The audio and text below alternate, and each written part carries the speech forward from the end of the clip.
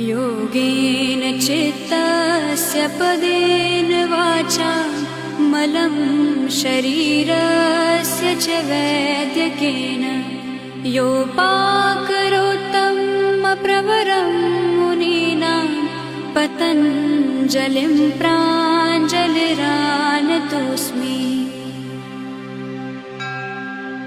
योगेन चित्तस्य पदेन वाचा मलं शरीरस्य च वैद्यकेन योपाकरोत्तं प्रवरं मुनीनां पतञ्जलिं प्राञ्जलिरानतोऽस्मि।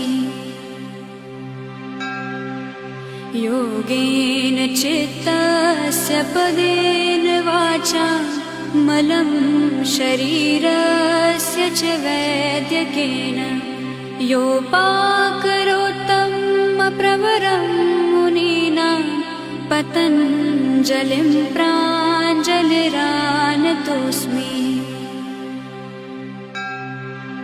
योगेन चित्तस्य पदेन वाचा मलं शरीरस्य च वैद्यकेन योपाकरोत्तं प्रवरं